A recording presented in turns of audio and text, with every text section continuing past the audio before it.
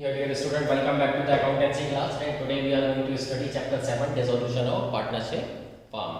Last chapter was retirement and death of the partner, that I have already taught you.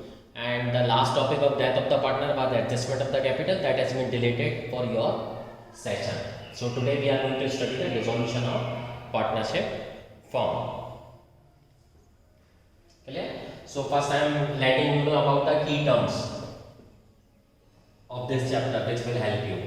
So first is dissolution of the partnership. Dissolution of the partnership means reconstitution of the firm. So whenever there is a change in profit sharing ratio among the existing partner, admission of the partner, retirement of the partner or death of the partner, or even there is an amalgamation, it is called the dissolution of partnership. Clear? So this means change in the existing agreement of the partner. Now dissolution of the firm means winding up of the business. Business is totally closed and the assets of the firms are sold and all liabilities are paid off, and if there are any surplus left, that will be paid to the partner. Now what is a firm debt? Firm debt means debt owed by the firm to the outsider. Okay? Private debt means the debt owed by the partner to any other person. Realization account, till now you have studied revaluation account. Now in this chapter we are going to prepare realization account. Clear? It is the account in which the asset owned by the firm and liabilities owned to the outsider are transferred at the time of dissolution. Amount realized from the sale of the asset are paid off towards the outsider liabilities. The difference will be either profit or loss. Realization account, that I will explain you later in detail. Don't worry for that. I will, because only this thing needs one full lecture. So I will explain you each and every minute detail of related to this account in the later class. Clear? First you will understand the theory part of this chapter. It's very important and it will always help you in your future also. What is unrecorded asset? Unrecorded asset which is not recorded in the books of the firm but exists at the time of dissolution of the firm is called unrecorded asset. Similarly, unrecorded liabilities or a liability which is not recorded in the books of the firm but required to be paid at the time of dissolution is called unrecorded liability. So meaning of dissolution of partnership firm means the existing agreement comes to an end and the business is sold, so all assets are sold and liabilities are paid off. Clear? Now how you are going to dissolve? It's not like closing the shutter down of your business or firm. It is prescribed in law. Clear? So according to the section 39 of the Indian Partnership 1932, dissolution of the firm means dissolution of the partnership among all the partners of firm. Clear? Now here we will study the modes of dissolution.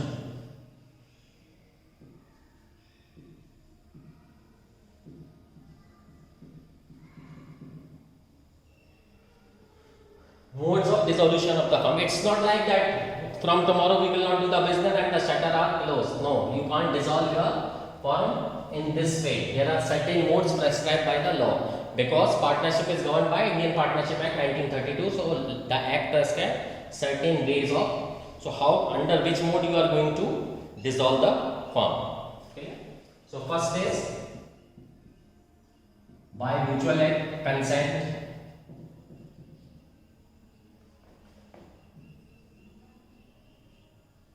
By mutual consent or agreement.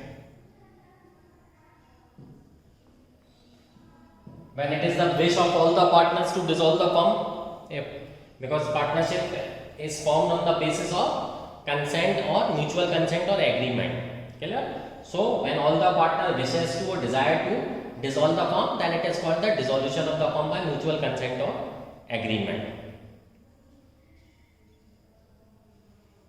Clear? Second is compulsory dissolution.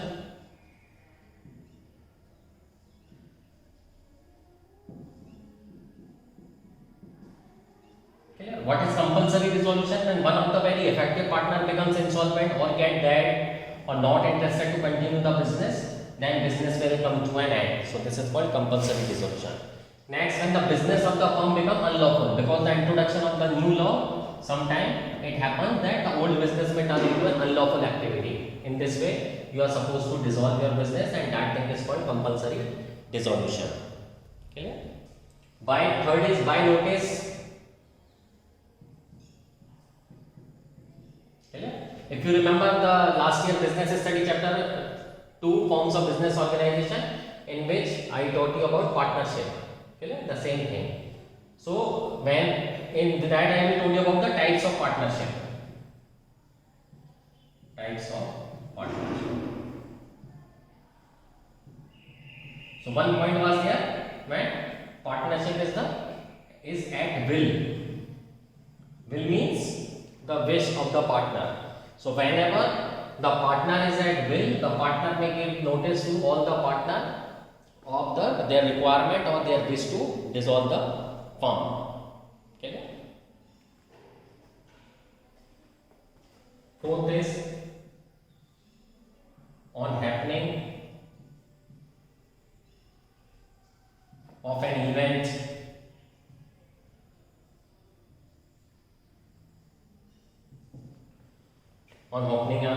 happening of an event. Now what is that event? When the partnership is on the basis of duration. So when there is a particular partnership,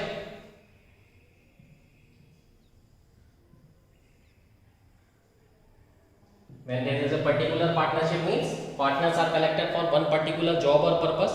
So after the expiry of the term, the partnership may comes to an end. Clear? On completion of project,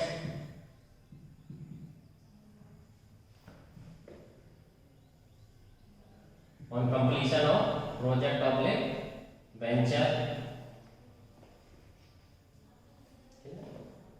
or death of a partner,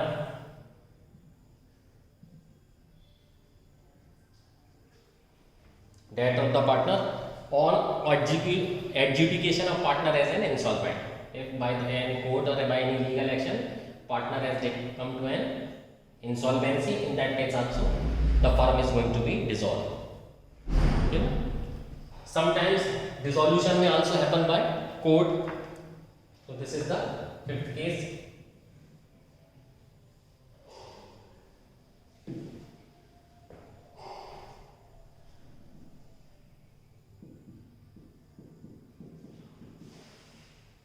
Dissolution by court.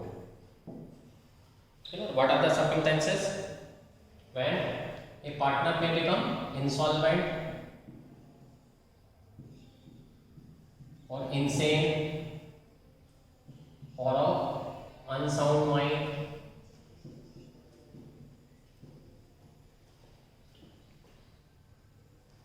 Clear? A person is found guilty of misconduct,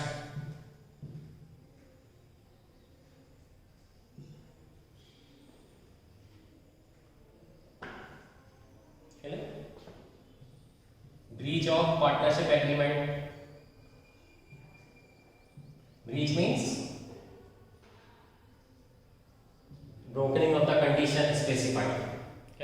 So these are the certain circumstances in which the firms may come to an end. There are 5 points again: by mutual consent or agreement, where all the partners desire to dissolve the firm; compulsory dissolution, when all the partner or one may become insolvent, or when the business of the firm may comes to an end or become unlawful because of the creation of any new law; by notice, when the partnership is at will, everyone gives the notice or of his intention to close the business; on the happening of an event, when the partnership was designed for a particular purpose, or completion of the project or venture, death of the partner, or when it is dissolved by the court, means when one of the partner become insolvent, insane, unsound mind, guilty of misconduct or breach of agreement.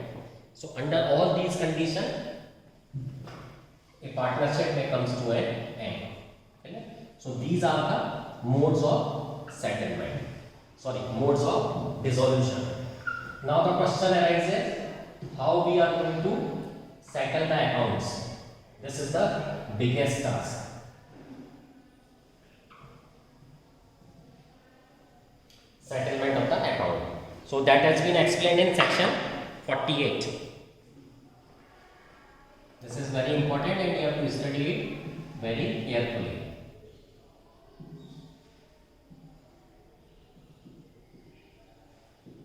Settlements of account, section 48. So section 48 of IPS deals with the settlement of account at the time of dissolution of firm. So first is treatment of losses.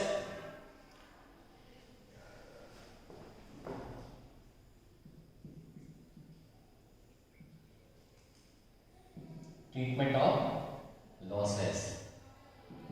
So losses included deficiency of the capital is paid out first of the profit, then out of the capital, and lastly if necessary by the partners individually in proportion in which they share profit. Clear? So treatment of losses including deficiency of the capital will be deal first with the profit, afterward with the capital, and later on personally by the partners individually in their profit sharing ratio. Clear? This is the loss. Now application of assets. Every business firm may possess some asset. How you are going to apply these assets in for the payment of the debts? Okay. So what you will do? First you will pay the outsider liability. Outsider liabilities or third party payment.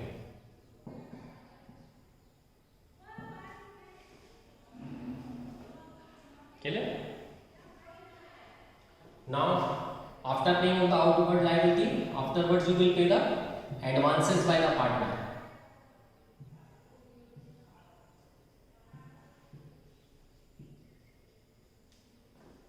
Okay. If any partner has given loan to the firm, then first partner's loan account will be paid.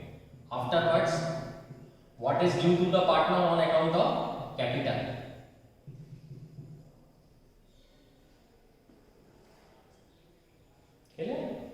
First you will pay outside liabilities. For that purpose, realization account is prepared.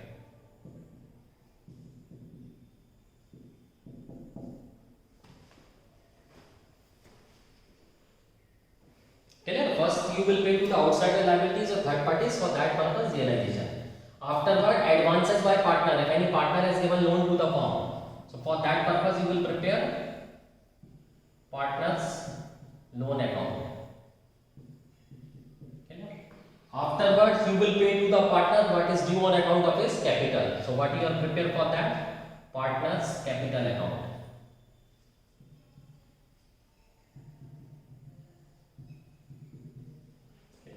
And in the last, if anything is remaining, it is distributed to the partners in their profit sharing ratio. If any residue is left, that is distributed in their TSR. And in the last, you will prepare bank account. So according to the section 48, you are going to follow this step only. Do not apply your brain. If partner loan is not given in the numerical, no need to make the partner's loan. But you have to follow this sequence only. I am continuously telling you, our subject is governed by the certain laws, and what is written in that law, you have to strictly follow that. So first you prepare realization account.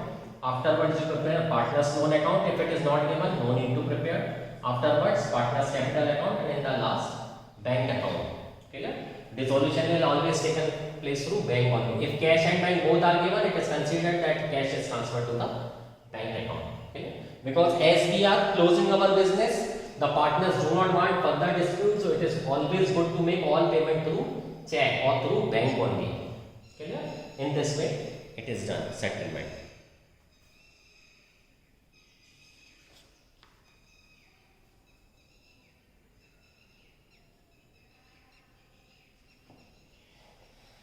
I hope this thing is clear to you. Just go through it. In the next class, I will teach you accounting treatment on dissolution of the firm, in which we will study realization account, partner's loan account, capital account, or bank or cash account. Thank you. Happy learning.